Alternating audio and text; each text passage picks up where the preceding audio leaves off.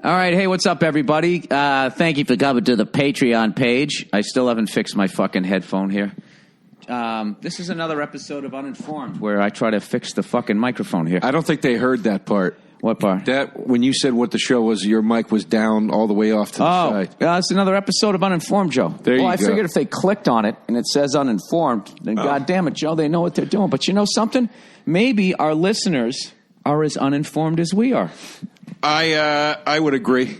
I've met these people. Joe, I've spoken to them. We know who we are. We know what we attract. Joe, now the last time I saw you, I'm not going to say where it was, but we were at an American Legion out here. Yes. And we were a little tipsy, and next thing you know, we were getting sworn in. I felt like I was in the Wanderers. Like, did I just join the Marines? Like, what just happened? I have pictures. Well, no, you saw them because Nia took them. We have pictures and video of it. I mean, it was a disgrace to the American forces. I mean, they're swearing us in. We look like we're going to fall over.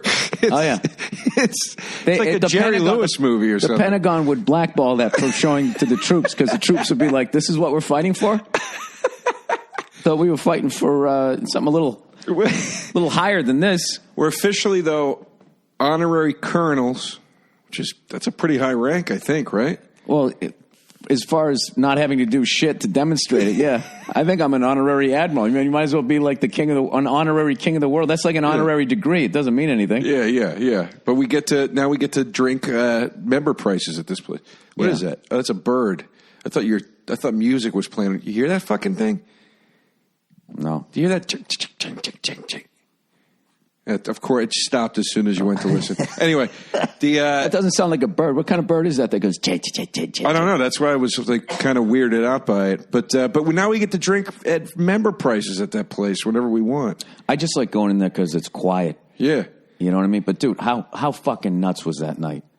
It was one of my favorite nights I've ever had in Los Angeles. I mean, and did you went downstairs and watched the Eagles of Death Metal? I watched the whole thing right next to you. Oh God, dude, I was wasted. I don't remember. Me too. I was in rough shape. I'll tell you. Well, that was sort of my last big show of the year. So I was just like, and I didn't drink it all before I went on stage, of course, because I'm a professional, Joe. Then I become a sloppy mess afterwards. By the way, I've been on the wagon for like 5 days. Oh, good for you. Yeah. How's it feel? Well, I mean, my daughter caught something from some kid, and now I have it, and Nia has it, so it's kind of burning its way through the family. So it's weird. I'm not like drinking, but I have, as you can tell, my voice is a little deeper. Mm-hmm. But I got to tell you, Joe, 8 hours sleep and water before bed, really shaves some years off. I got to tell you, dude, I've been having a hard time sleeping, man. Drunk or sober, I've been having I can't get through the night anymore, man. I don't know if it's anxiety or what. I envy you. You're wound pretty tight. Jesus, Joe, how far down the fucking ladder are you that you're looking at me going, I envy you? That actually made me nervous. I envy that you just said 8 hours of sleep, dude. I got about maybe 3 hours of sleep last night. I've been up since like 6:30 a.m. Yeah, well, I would just kind of, there's breathing exercises, there's meditating, there's all the stuff that like angry guys like myself figure out how to do by the time you get into your 40s. I'm now 50, Joe. I don't know if you knew that. The odometer flipped there. Yeah, basically do all the shit we would have made fun of 4 years ago. Yeah, that was considered, were you gay? Were you taking care of yourself? Right. What, are you trying to live longer and be happy? You know what I'm having a real tough time with sleep is I used to eat a lot right before bed. And that's not good. But I would never have a problem. Now I'm realizing I can't do it because it keeps me awake. But then I go to bed and I'm hungry, and I can't sleep because I'm hungry. Oh, well, then you shouldn't go to bed hungry, Joe. Jesus Christ, what are you living in a fable? I don't know what to do. Well, you got to learn how to eat right. Late at night, just eat vegetables. I know this sucks, but you start craving them after a while. Like I always have the big thing, Joe, is that when you go to the supermarket, what you want to do is prep as much of your food as you can. So when you're hungry. Because the thing about chips and cookies is they're ready to go. Right. And then if you're like, oh, God, I'm going to fucking sit here and steam some broccoli. Right. But, I always have, tomatoes. I cut them all up, cube them, basically. Mm-hmm. So I can throw it on, I can make a quick salad. So I have all the toppings ready to go. It's like a salad bar, and it's in my it's in my refrigerator. Mm-hmm. In between meals, fruit and nuts. What do you put on those tomatoes? What kind of salad do you whip up? I made a Thanksgiving waldARF salad the other day that was delicious. So waldARF salad is usually, what the fuck would it be? It's celery, grapes, tomatoes, I forget, a couple other things, and then mix it with fucking mayonnaise, which is just, on a salad, I think is fucking gross. But you can substitute like Greek yogurt. Mm-hmm. So I didn't have any, and I also had some turkey left over. And usually throw some chicken or something in there, but I had some turkey left over from Thanksgiving, but no cranberry sauce. So I threw some strawberries in there to give it sort of that little zip that you'd have with cranberry sauce. And I think that was it. And I just had, some lettuce, a bed of lettuce, something like that, salt and pepper, It was fucking delicious. It's not my style of salad, but I believe you that it was good. All right, then if you just want to look at a simple tomato, cucumber, beet salad. That's the way the I'd internet. go. There's all kinds. There's all kinds. That's the way I'd go. Did you ever see The Muse with Albert Brooks? No. There's a funny scene where Sharon Stone calls him at 3 a.m. And she's like, they don't have a waldARF salad and be at room service. She makes him go get it for her. It's a funny scene. It'd be funny if it wasn't true, like things, like people actually, what amazes me about now is that there's still people that not only do that, but get away with it.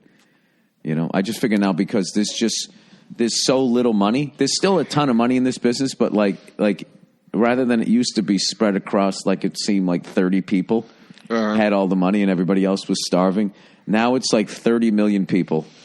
Everybody gets $10. So at that point, if someone's acting like a jerk off and you want to cut them loose as an agent or a manager, you're looking at losing $10. Where back in the day, that was probably $10 million. So you would run out and go get him a fucking salad. Now you're just like, listen, dude, well, I'm sure they got a 7-Eleven down the fucking street. Yeah. And unfortunately, I think you can kind of, it's an odd time for all that stuff. I feel like a lot of those jobs are starting to sort of disappear. I mean, obviously there's still managers and agents, but it's not. It's just changing, Joe. Those days of George Shapiro, I think, are kind of over, like those types of guys where it's like, I don't know. Maybe I'm talking out of my ass. Oh, you mean like high-powered? I think there's always going to be those guys. I hope that, because George Shapiro, I don't know if you ever met, is a fucking great dude. So I hope I hope so. Yeah, honest guy and, really good dude. So I think, I don't know, Joe. Is Seinfeld still with him? I don't know. I would assume so. I don't know. I have no idea. I think probably, right? I think he is. Wow. That's amazing. Yeah. God, Shapiro, he's got to be in his 80s, right? He's one of those guys you don't know how old he is. Because he's just got, he still has the fire in him. He's still funny, still, Speaking of Seinfeld, I'm watching Seinfeld today, the one with Wilford Brimley, one of my favorites. So I'm like, when did Wilford Brimley die? I Google him. He's still alive, number one.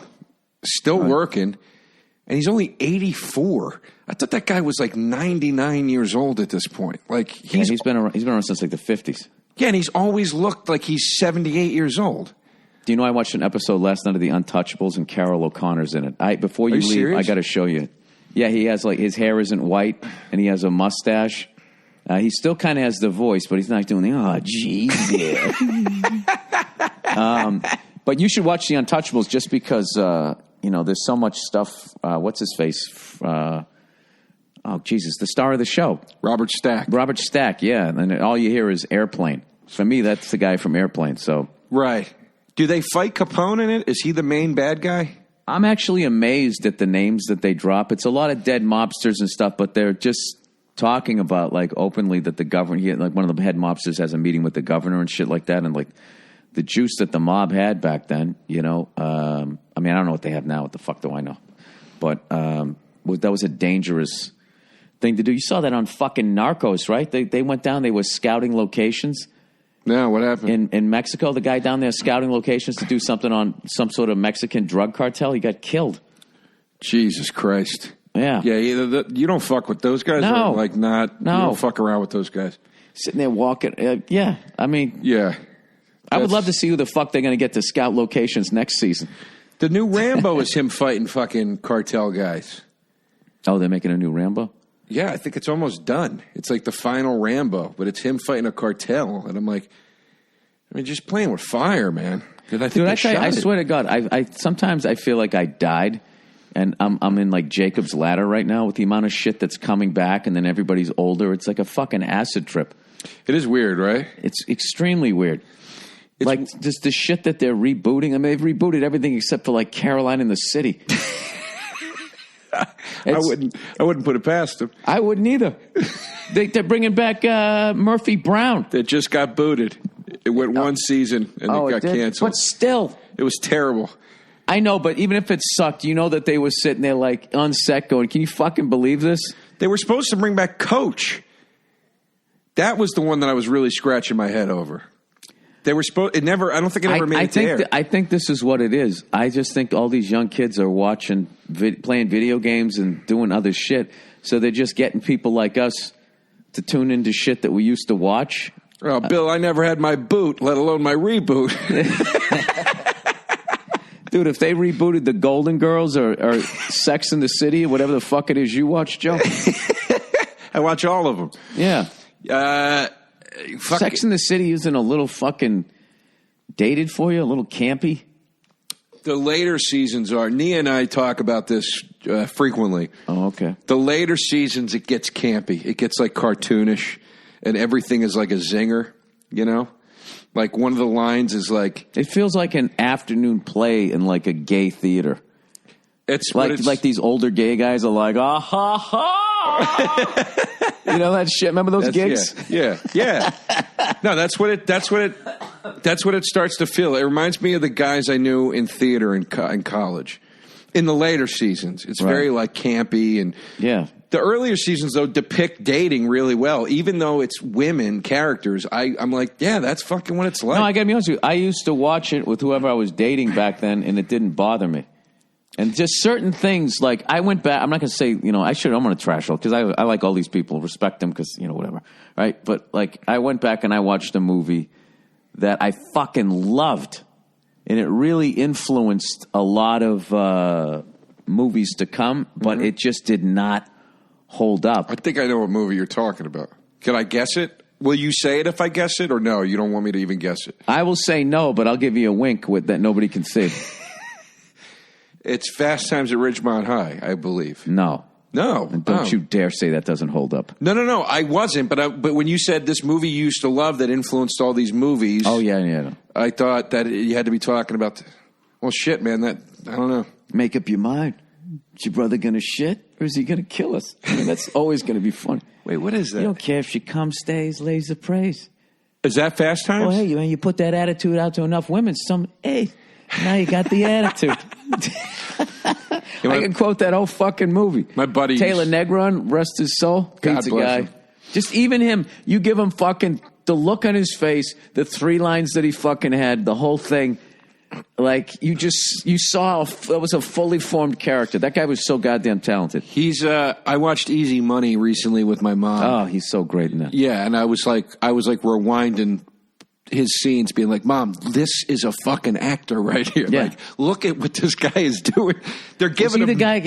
Tell you you're bad. Tell you you're the man. Yeah. I'm the man. Yeah. I'm so bad. I should be in detention. Yeah.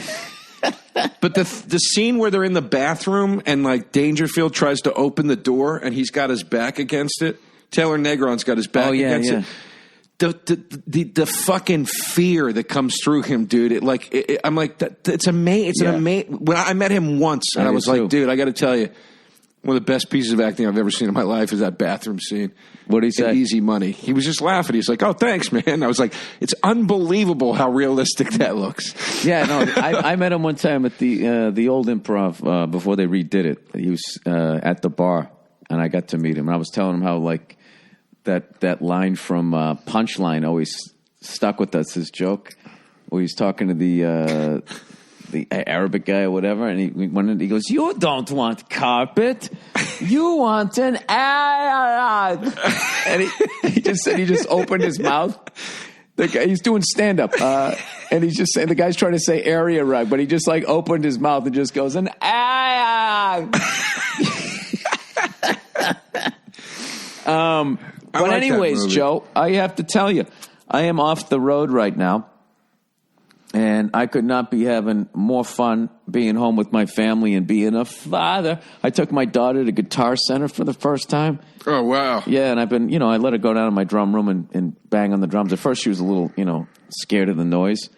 But as long as they're making, because I made the mistake of playing like really quietly, but like that, she's just like, what? This is too much to take in. You got to let them go up, and when they make the noise and they have control of it, they love it. So I got to show you this video. I got this great video of her just running through, hitting on all the snare drums and certain, cymbals or something. She turns around and smiles. It's the greatest thing ever, man. That's really awesome. That's awesome. Do you think she's going to perhaps take up music as a hobby? I'm not going to force. That's what the little I know about being a parent, Joe. All right, and this is uninformed. Right. And you couldn't be any more uninformed about being a parent than I am, because I'm coming up on my second season here. My kid's going to be 2. She's going to be 2 already? Yeah. So, Jesus Christ. So the thing is I just expose her to stuff, Yeah. Fucking cough, man. I expose her to this shit, and then if she likes it, she circles back around, gravitates towards it, then and I show a little bit more, but I'm not like, you're going to learn how to play piano, I got you. Now, Bill's coffee table here in this recording space we're in. Oh, Jesus. Littered with father books. Yeah. These are what would you call these, handbooks? These are books that people got. Why don't you read some of the titles, Joe? A Dad's Prayer for His Daughter. Yeah, now that book I started to read, but then I realized they were using your love for your daughter to sell your religion, and that turned me off real quick. Who gave you that book? That's a great question. Yeah, because that stinks of... That's like a communist pamphlet. I know. It just looks weird, like propaganda. Joe? You know what's weird is I've had this urge to go back to church. I don't believe in any of it, but I just want to go there. I find there's something about it. If I can just block out what my religion did to children, it's so fucking, that's what kills me about going back. But if you go back, I do get a feeling, it's a wholesome, it takes me back to who I used to be. I used to be a good guy, Joe. I used to go to church every fucking week. Yeah. I was an honest guy. I wasn't as angry or whatever. Not saying I'm like a dishonest guy, but I'm like I don't know. I just feel like all the drinking and I don't know. I just feel like a piece of shit sometimes. Like what am I doing? Like what is sitting here smoking a cigar and drinking some scotch and watching a game. I just feel like I'm living like this heathenistic lifestyle. I feel you, brother. Yeah, and I'm just like, I kind of need somebody to kind of remind me of something bigger, even if it's not something the way they frame it, that I believe in it. Like, when you really, the thing that will actually, what's weird, will actually really make you believe in a higher power is the little bit of science on a higher level. Like when they start talking about the size of the universe and how they think the whole fucking thing came together. I mean, dude, it's just like, it's fucking mind-blowing.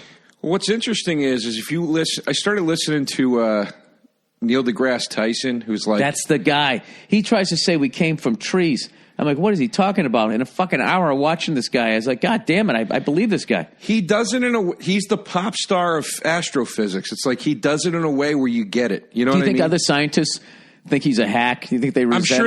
I'm sure people hate him. My buddy was a chef. I said Emeril Lagasse to him once. I thought he was going to throw me through a fucking window, dude. Oh, yeah. No, well, Emeril was the guy who there's 2 shows that I saw that really just changed an entire network. All right? Emeril Lagasse, before he came along, that was just somebody said, hey, how you doing? I'm Chef so-and-so, and today I'm going to make this, and this is how you make it. It was very Julia Child, sort of, talking to the camera. Mario Batali added the whole cooking for friends, which I loved. Mario was like my favorite fucking show. But he was the guy. He added the live studio audience and the band, and he was the guy. And he did it because the people would be falling asleep because he'd be taping a few shows a day, he said. And he was the guy who he goes, I'll put some sugar in it, and he goes, bam! And he was trying to wake people up. Yeah. And that caught on fire, and he ran with it. God bless him, and he made a ton of fucking money. He was the biggest thing since Julia Child. Well, ever since then, it became personality driven. Right. Like we need a whole network of people, and you got to get your own bam when you're making it, and then then all of a sudden it became competitions and like the Iron Chef. Like, I watched that show. I'm just like, what in the fuck is this? Like, you took the greatest thing ever. One of the great things you can do for somebody is make them a meal. And then they just fucking turned it into this stressful thing. Like, okay, Joe, we're going to give you some ham and an old carton of eggs, and I want you to try to figure out how to make a peanut butter and jelly sandwich. Right. You got 7 minutes to do it. And they added all of this fucking stress to it. Yeah. It's like cooking's supposed to be relaxing, beautiful fucking thing. So then the sports thing would be PTI. When Tony Kornheiser and, was it Mike Wilbon? When they got together. I know PTI. So they were like us. They were like, you could tell these guys are friends. We argue with each other, but you could tell it was legit. And ESPN, I think, they like when people yell at each other. Then they just threw people together who you could tell just like, yeah, what's your name again? Jerry? Oh, John. John, hey, how are you? And action. Hey, fuck you, John. The 49ers are going to... And it just completely changed the thing. So I wonder if Neil deGrasse Tyson... there's got to be people who are just like, hey, man, he's out, the scientists, like, hey, man, he's out there getting his fucking money. And then other people are looking at him like he's a fucking puppet act. I mean, dude, on some level, it must have burned Stephen Hawking up a little bit. Because Stephen Hawking was a celebrity astrophysicist, but he had that condition where he couldn't talk. ALS. Yeah, and he couldn't move and shit. And there had to be a part of him that Is that why he was always sitting down? Yeah. Oh, okay. Yeah. But you know, he was just lazy. There had to be a part of him that was like, this motherfucker, like this was my gig. You know there's professional resentment. Like, because he was a poonhound too, Hawking. So he was just he should have been. Yeah. So that's another thing too that I'm really getting fucking tired of. These fucking guys that go out and they try and bang as many women as fucking humanly possible. There's just certain guys that are wired that way. And then all these fucking guys who just don't have the opportunity to do it are now sitting there acting like they're these really fucking great, decent goddamn people. And it's just like, dude, nobody's trying to fuck you. You know what I mean? I've been guilty of that shit, making fun of people like, who do heroin and stuff. Like, why are you doing fucking, how many fucking things do you need to see? It's just, I didn't understand addiction. Now I get it. Dana Gould had a really funny bit about Stephen Hawking, like how he couldn't even talk, but he still figured out a way to cheat on his wife. Yeah. I forget Dana. The bit, but it was really funny. No, I heard. I have that album. Here's the Bill. You got a bunch of books over here, but here's the one I want to talk to you about, if you don't mind. Joe, I'm trying to. Yeah, as long as you've known me, Joe, as big as a cunt as I am, I'm trying to be a better person. This book is. I'm not laughing at the idea of it. It's just a Joe, laugh at me. Strong fathers, strong daughters. Subtext: how to keep your, the Chris Rock, how to keep her off the pole. This is I believe this is a weightlifting book you do with your daughter. 10 secrets every father should know. Just 10 secrets you should know. I have not read that yet. Well, it's apparently these are 10 secrets you should just know. So I'm going to see if you know these things. Oh, Jesus, Joe. This is just the game show portion of Uninformed? Yeah, remember we used to do fun stuff like this? Yes, we did, Joe. Joe, let's try to reboot our fun that we used to have on this show. Yeah, before we started screaming at each other and breaking headphones in the studios. I know. 10. This is also by the same author. Meg Joe, I want Meeker. you to know that was just my way of saying I love you. Dude, it was my way of accepting it. Meg Meeker, MD, wrote this book. I hate people that got to put their credits after their fucking name. She wrote a book. Your name's on the book. That's not enough. I bet that's how she introduces herself. Megan, MD. That's if you're an MD, you write MD. Bill Burr, I do SU. No, it's like Esquire. You write it. Look, I got to admit, if I see MD on the front of a book like this, it makes me, it legitimizes the book for me. Fair enough. If this said Strong Mothers, Strong Daughters by Bill Burr, I'd be like, what the fuck does he know? And you see Bill Burr, MD, I go, all right, he's a doctor. Why'd you have to say my name? I couldn't think of another name. No, Joe, you're limited. What do you want? All right. She also wrote Strong Mothers, Strong Sons, 10 Habits of Happy Mothers, and Boys Should Be Boys. Well, sounds like a book up your alley. Yeah. Depends on her definition of it. It sounds like she's all about the genders understanding one another. Because she's got the father-daughter book. Well, I'll tell you right now, I need to read that fucking book after the morning I just had. This book is dedicated to all the great men in my life. It's a nice dedication. And that's rare. When the fuck was this book written? Before social media? 2006. There you go. Yeah. Right around then, MySpace came out. That's back when, they actually complimented men. Instead of acting like we all had our dicks out at work there, Joe. I've been doing that bit in my act. I go, some of us kept the lab coat on and fucking invented shit, We're not all bad. Some of us got some work done. Okay, so this looks like, hold on a minute here. This looks like it's broken down. It is. Okay, it's 10 chapters. Each chapter is one of the 10 secrets every father should know. All right, Joe, quiz me, goddammit. The suspense is killing me. Basically, the title of the chapter is the general idea of the secret. So let's start easy here. Blank. Oh, my God, I'm on the match game. Blank is the most important man in her life. That's easy. The father. Yes. The father, 1 for 1. Yes. Woo! Come on, Joe, bring that shit. She needs a blank. Chapter 2. She needs a blank. She needs a rock. No. I'm going to give you a hint. Is it a person or a thing? It's a thing. But it's a thing a person can be. A mentor, an idol. You're getting warm. Pass. You want a hint? No. No, I'll give you a hint. I just said I didn't want one. Why are you going to... Okay, go ahead. Because we're here till you okay. Should know this shit, Bill. These are 10 secrets you should know. Fair enough. All right, here's it. Ready? Din, din, din, din, din, din, din, din, din, din, din, din, din, din, din, din, din. What the fuck are you doing? Remember that song? I think it's from Flashdance. No, it's from Footloose. Bam, bam, bam, bam, bam, bam, bam, bam. Oh my God! Because you're almost doing it. You're almost doing the song. And you're not doing it right. I haven't heard it in years. I need a hero. Okay, so I'm holding out for a hero to the end of the bam, bam, bam, bam. That's that song. Yeah, remember the piano part?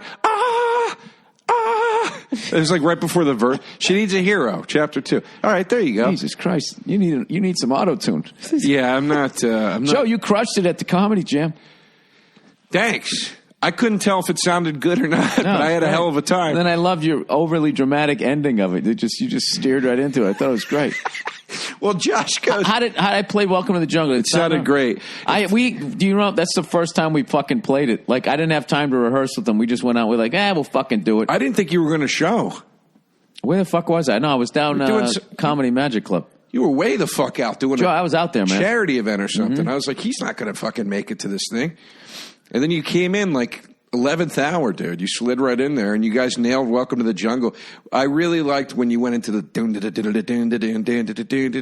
the floor tone. Yeah.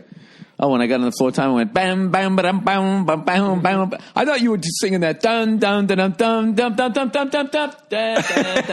I was like, well, he's a general? All right, ready? Who is the daughter's first love? Chapter 3. Who is your daughter's first love? Her mother, but they're going to say their father. Yeah. No, it's not true. They love their mom. Okay. I know I don't have, it's not Bill Burr, MD, but I don't know about that one. All right. All right. So what am I now? I'm really one. She probably means as a man you were her first love. Okay. I mean, granted, we're reading one sentence and trying to figure out what the entire chapter Joe, this is what we do on this show. You want informed, you listen to Joe Rogan. That's why I love Joe. Joe Rogan, I don't read, I listen to Joe Rogan. Yeah. And his guests. Yeah.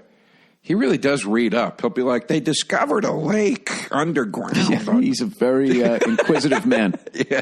That's what makes him great. It's a good show. I don't know how he does it, dude. He does. I'm interested in everything he's interested in. I just don't have the discipline. He's a very disciplined guy. There's 3 of those things a week. 3-4 of those things a week, and they're 3 hours. Dude, I guess doing that show, radio. that show is bigger than any talk show out there. He gets like double the ratings of them. Yeah. He has like 5 million downloads. It's insane. It's like, it's I don't know. It's like doing 2 talk shows combined. Yeah, it's crazy. Bam, bam, bam, bam, bam, bam, bam, bam, bam, bam. Okay, what's the most important thing you can teach your daughter? This is a value, if you will. Most important that I would say that she's in control of her life. Fucking Cough, Joe. We're looking for... Wow, the next one is wild. We're looking for a one-word answer here. Teach her blank. Oh, is this another song? Teach your children well. One word. Teacher is self-esteem, one or two words, Joe? That's two words. Even if there's a hyphen? No, it's one word. That's one word with a hyphen. I don't know. Maybe it counts as two. I don't know. I think it might be three if you count the hyphen. You want me to just tell you this one? Yeah. Humility. Teach her humility. This book is dated. They would never say that again. Tell her she's the center of the universe and she's a strong blah, blah, blah, blah, blah. Teach her humility. Humility is a great thing to have.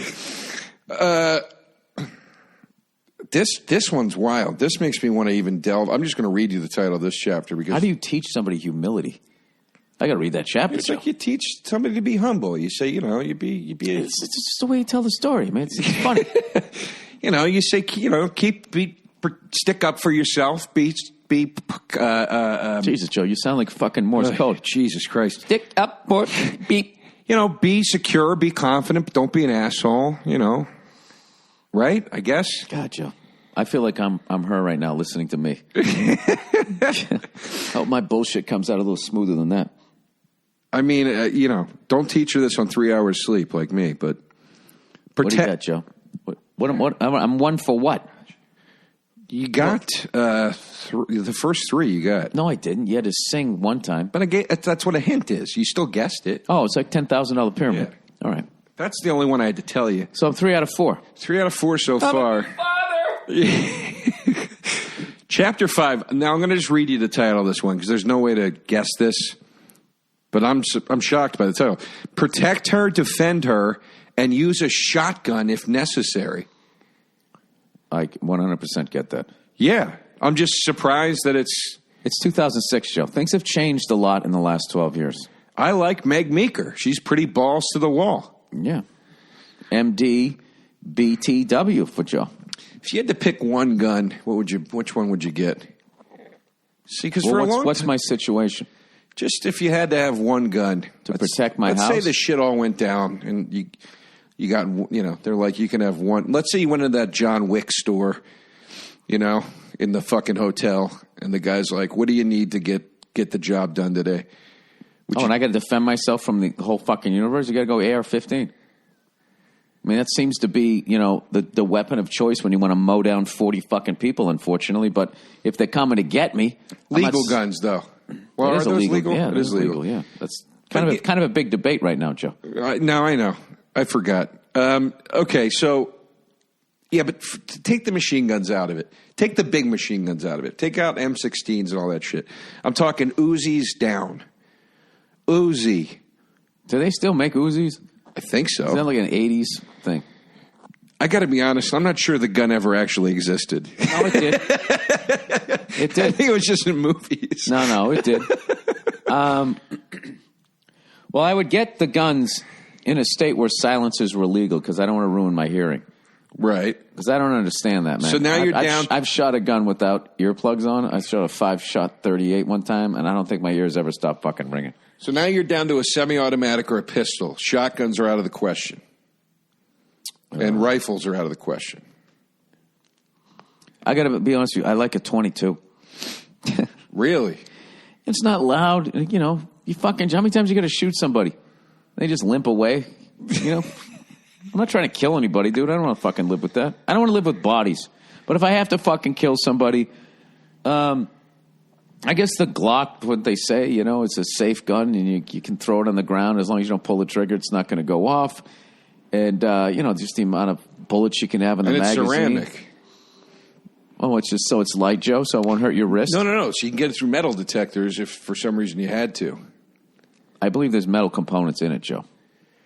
I thought that was the whole point of the Glock, was that it can't be detected by a metal detector.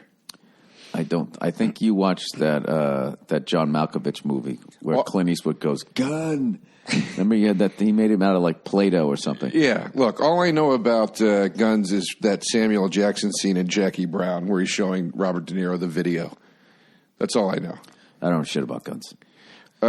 Anyway, Well, here's why I asked. Because I was recently having this discussion with somebody, and I said, I guess I would like, if I had to like protect my house, get a gun to do that. I was like, I guess I get a shotgun. But you're a single guy. That's what you want to do. And they were like, because you're going to be behind it. The thing about when you have a shotgun, you have other loved ones in there. It's like everybody's going to take a couple of pellets. They were like, no, don't get a shotgun. It's hard to hit the guy. And I was like, I thought it was easier to hit, or it doesn't do damage. Or something. I yeah? What they said. Yeah, you want to stand in front of this fucking thing? Joe, I don't give a shit if I was like all the way down the street. If you fucking shot that thing out at me and one of those balls hit me, I'm done. You ever get shot with a BB gun? It's a wrap. Nah. A CO2 cartridge fucking thing goes into your skin. It's a fucking wrap. How bad did they hurt? Oh, we were laughing our asses off. So like, we were like, because we want to know what it felt like. So I go, all right, just shoot me in the ass, right? Oh, fuck so that. I was like, wait. And I started turning my back and I was pulling my elbows in so they wouldn't get it. And I had my head down.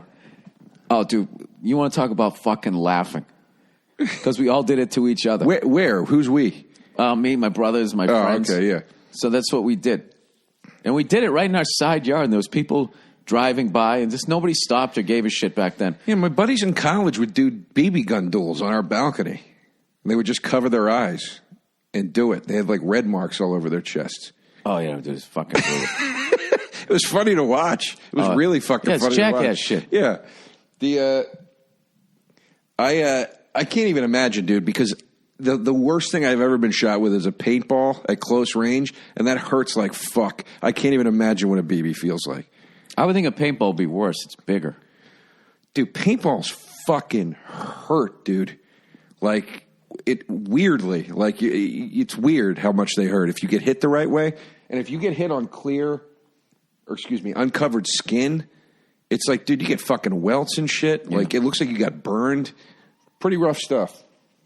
I should go paintballing, dude. I'm not into that shit. Dude, I like chilling. People don't understand. People think I'm this angry fucking lunatic. I definitely lose my temper a lot. But I just like chilling, dude. I'm going to fucking run around shooting my friends. It's fun, like, dude. I was actually just sitting here thinking, like, I'd like to hang here and watch Goodfellas with you today. It's kind of rainy. It'd be fucking great. Yeah, I agree. Make a little fucking, some little Italian food for you there, Joe. I gotta go look at an apartment to... Joe, you're always on the move, Joe. I'm moving. You know what? You know what line I always want to say to you? Huh. What's that Leonardo DiCaprio movie where he's the impersonator? He pretends to be a pilot. Catch Me If You Can? What's his name? What's his character's name? No idea. Christopher Walken always goes, where you going, Johnny? Where you going? So I just want to say that to you. I'm going to move further west. Just a little further west. You coming our way? Yeah. Little further west, though. I'm too east. I'm getting a little tired of the scene. It's like I've been over there for 5+ years. It's, I need a change of pace. And it kind of sucks over there for walking around and shit, Yeah. Well, LA's not a great city to walk around. I'm going to move down there. I'll tell you later. Yeah. But, we'll have a nice setup. Everything will be nice. Afterwards, you come down. Like a gentleman. Go back to how it used to be. Like a gentleman. Let's Let's continue the quiz here. All right. Wow. You're never going to... Well, maybe you will. These are your 2 greatest assets as a father. Man, this is tough. It's also tough because the book's 12 years old. So, I think I'd do better nowadays. I'll give you this one. If that was written today, it'd be 2 greatest assets as a father. Shutting the fuck up and telling every woman that they're strong and brave, regardless of their behavior. I'll give you a hint for one of the 2 things. Ready? True.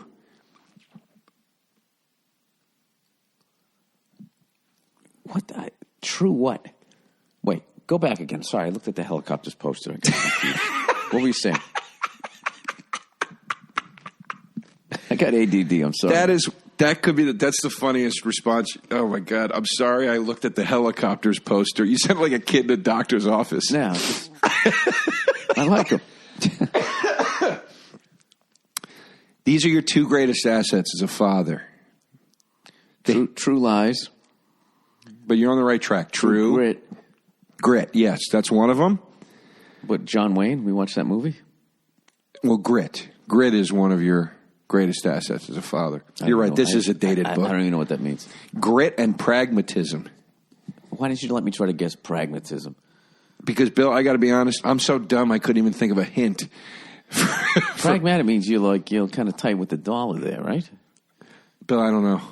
I'm embarrassed to admit that I don't know. Well, then skip that one. That one's a pass. Pragmatic, I thought, was like,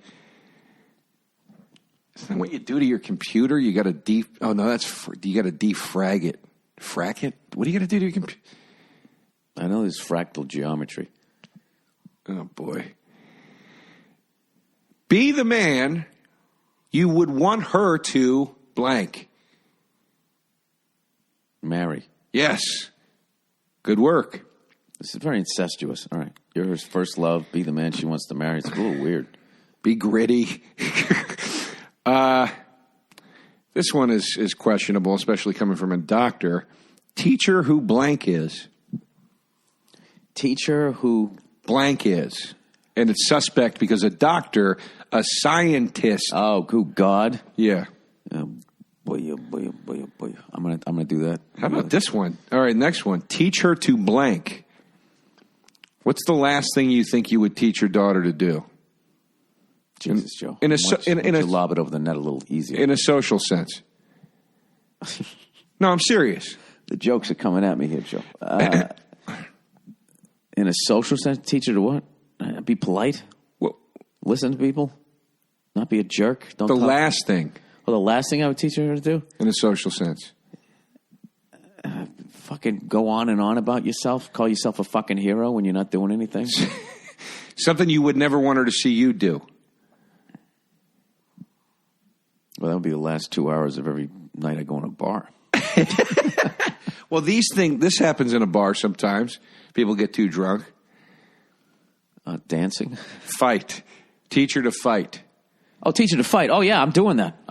They got a couple of those Gracie schools out here. I wanted to learn how to do that shit. My wife's against it, so we'll see if it happens. We're at chapter 10. You got most of these. I think you have about 6 of them so far. Joe, I got good instincts. If it's 2006, this one is very broad. No pun intended. Nothing. I don't even get. I didn't even catch it. Sorry. Keep her connected. It says. What does that mean? Keep her connected to you? I don't know, Joe. I'm not going to read that book. I just have it there for guests to come by and be like, "Wow, this guy really cares." No, I'm going to look at it. Michael Medved, the radio show Right Turns, calls this book a touching, illuminating book that will prove valuable to all of us who are fortunate enough to have been blessed with daughters. Mm-hmm. Right Turns? That means he's leaning right? I got another one's trying to get me into God. I think I have a lot of conservative friends, undercover conservative friends here. That's the second book to mention God. Yeah. I'm not against that.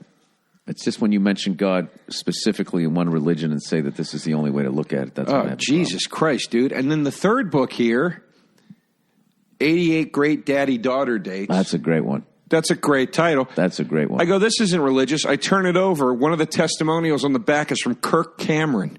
Who's that? Kirk Cameron, the kid from Growing Pains, who is like one of those Christians that thinks like that gay people can be cured and shit like that. It's just his hook. You know those guys when they stopped getting the sitcoms, they Willie Ames became Bible man. Ugh. If you hung out with Willie, he'd be cool. He's like, man, I don't believe in that shit. I just need to make some money. No, Cameron's really behind it, dude. He makes like religious movies. He's like, yeah, exactly. He's super. That's his way to still be in the business.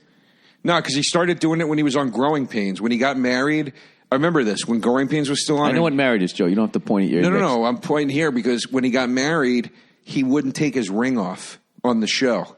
And they're like, you're playing a kid in college. You can't be wearing a wedding ring. And he made them put flesh-covered makeup around the ring because he was like, this is sacred. I will never take this off. Good for him. Psychotic a little bit. That's all I'm saying. It's a little nuts. All right, Joe. I'm just saying. I don't expect you to understand the method world of sitcom acting. Somebody gave you, I think the same person gave you all 3 of these books is my point. Jesus, Joe, you're like a gumshoe. I kind of believe that.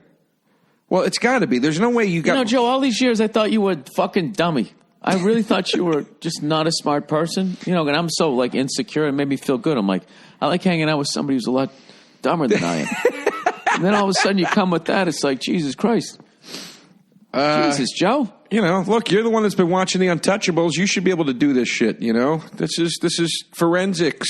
Dude, the way Robert Stack handles his gun in that thing is the funniest shit ever. He was interrogating a guy for whatever reason. He took it out of the holster and just put it in his pocket of his suit pants. Then he's done interrogating him again. And he just pulls it out. He's kind of pointing it at the other guys as he's bringing it across his body into that. Nobody goes like, oh, hey. But there's nothing better than the lighting on Peter Gunn. I never saw Peter Gunn. Oh, my God, dude. Peter Gunn's the one that Henry Mancini, that classic song. Oh, no, I know. Joey. Bill Burr. Bill Burr. Joey, Joe DeRosa, fucking yeah.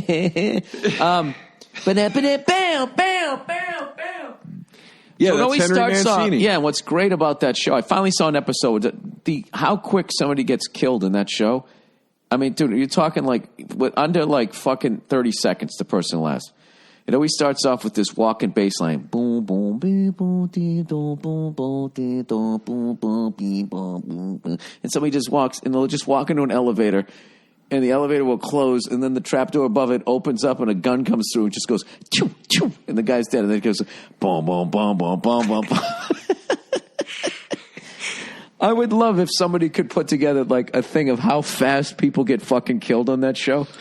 And who is Peter Gunn? He's like a detective? Yeah, and he had a very minimalist style of acting, which probably was really cool. It's sort of the David Duchovny thing, but it was way back then. And, but like, what's great about him is he's really low energy and just sort of matter of fact, dry delivery. But when they do the fight scenes, he's great. That guy fucking swings for the fences. He takes a punch to the head. He flies across the room. Like, the fight scenes are great. Really great. Now, is David Duchovny a good actor? I never could tell. I could never tell if that was the one thing he could do or if he was a... But there's a lot of people, Joe, where the thing they do is what they do. There's very few people... Because there's other people that are really big, and that's what they do. See, but the greats, you have Gary Oldman, who, like, you can watch him be like, everyone! And then you watch him be Commissioner Gordon. You don't even know it's fucking him. What movie was the first one you did? That was The Professional. Oh, okay. That guy just got popped real hard. Who? Luc Besson, the director. For like what? 11 accusations or something of what do you think, Bill?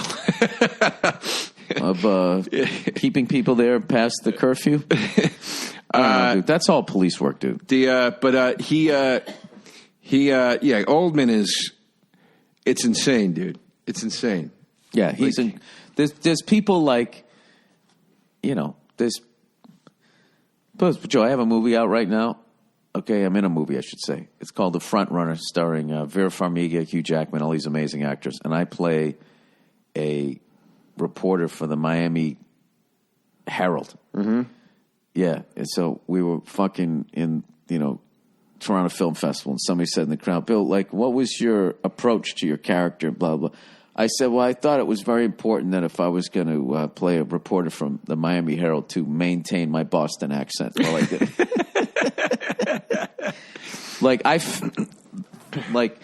I think whatever it is that I do well, but I know, like, I'm playing, like, AAA ball versus guys who are, like, Hall of Famers. Like the shit Hugh Jackman and Vera Farmiga were doing was just next level. They're both incredible. Yeah. Next level stuff. And what I'm doing is like, I just go, all right, what are the words? Let me memorize these and make it sound as believable as possible as I stop on that piece of tape that you told me to do. Remember that time you told me John Travolta's like Vinnie Barbarino walk like this. The guy from Get Shorty walk like this. The guy from Pulp Fiction. You're like, Bill, he comes up with new walks. Like, I never even thought to do that. It's just like, yeah, you walk differently. I walk differently, Yeah, no, he said that's the first thing he does is the walk. Like he's like that's how he gets to like know the character. Dude, that guy is I don't know how those guys do that. He's still an amazing. awesome actor. Gotti was an unwatchable piece of shit. I mean, it was one of the worst movies I've ever seen. He's fucking great in it. He is, and I watch him in anything. I love that. He's great guy. in it. And I felt bad for him. I'm like, this isn't his fault. They let the goddamn kid from Entourage direct this fucking thing, and it sucks. Like you could tell something went wrong somewhere. Oh. I don't know. Joe, what do I know? Joe, I'm just a guy out here trying to tell a couple of jokes. Joe, believe it or not, that was like 50 minutes of just uninformed horseshit. Well, you give me the wrap it up sign, Joe. I'd like to take a pee and you would get a drink of water, and because we got to tape another one. Hey, Joe, every once in a while we do one of these things. We don't yell at each other, it's bad juju for the next one, Bill. I don't know. I'm hoping Nia's going to come back. I hope so, too. I think she just can't deal with me. She can deal with me on the podcast, but for some reason, when the three of us get together, you know what it is? We and I start yelling at each other, and she doesn't feel like she has any. We don't do that when we weren't. It's only when we're recording. What? That was the first time the episode that we just released that we argued. It's a great episode, though. It is fantastic. It's great radio. People like it. Tony Kornheiser. That was the first time we've argued in 3 years, 4 years, literally. And you know what's funny, Joe? I can't remember what we were arguing about. It was Occupy Wall Street. I had an opinion on that?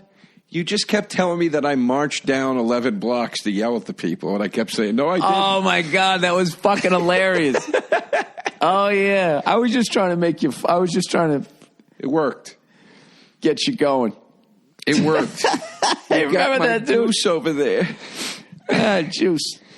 Juice, Bill. Joe, I got you goose. I just called you Juice. Juice DeRosa. The juice is loose. The juice is loose. Joe, do you have anything you want to promote? I do, actually. Oh, that's great. I have F is for Family. Season 3 is out right now, Joe. I will be headlining Gotham Comedy Club in New York, January, I think it's 5th, 6th, and 7th. Oh, gee, you got to go down and see Joey Rose. Please come down. It's the Thursday, Friday, Saturday, right after New Year's. And it's extra special when people can see you in New York City, Joe? In my town, Bill. It's your town, Joe. In my element. Yeah. When did you feel New York City adopted you, Joe? Bill, I felt that I adopted New York City. You know what I felt about New York City? I felt like it wasn't like I chose to live there. I felt like the city chose me to live there.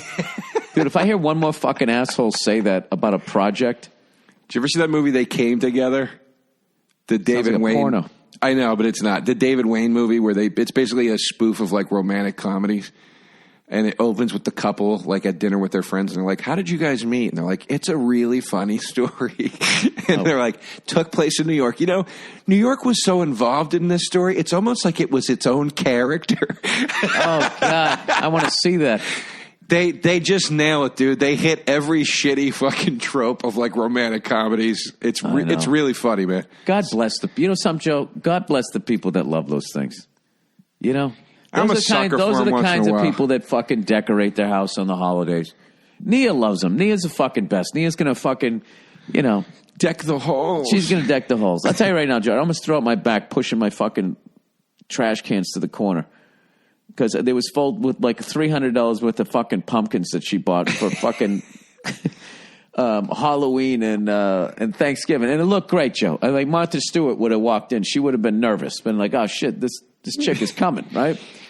Then at the end of the day, they got to fucking, they got to go out to the curb. I was sitting there like... That's why I never get one. I'm just going to have to throw it away. It felt like there was a fucking dead body in there, dude. It like weighed as much as a person. I never get one because I'm like... And then I also never put my tree up. Joe, do you ever think if you did stuff like that, maybe you could sleep a little better? Dude... Listen, I love nothing more than putting the tree up and decorating for Christmas. Here's why I don't do it. Deck the halls with balls of holly. Bells. La, la, la. Not balls. Bells. Well, what are bells? Bells, they're like shaped like holly bells. They're shaped like bells. Oh, like the fucking people there trying to get the quarters. Those army people. Like, I don't know what branch they're in. Ding, da, ding, da, ding. Those guys at the mall. No, holly, Bill. The fucking green shit with the berries on it. Holly. I was saying those bells. Yeah, they're called bells of holly, like the things that you hang up, those little bunches of holly. Oh, I just thought it was literally bells. First I thought it was balls. Maybe it means bells. Bill, I got to be honest. I just bullshitted my way through that whole thing. I think that's what it is, though. We got to look up this fucking... Joe, has there ever been a fucking show named more perfectly? Uninformed. I took a wild swing, but I have a feeling the working title was "Dumb Fucks." That's got to be what it.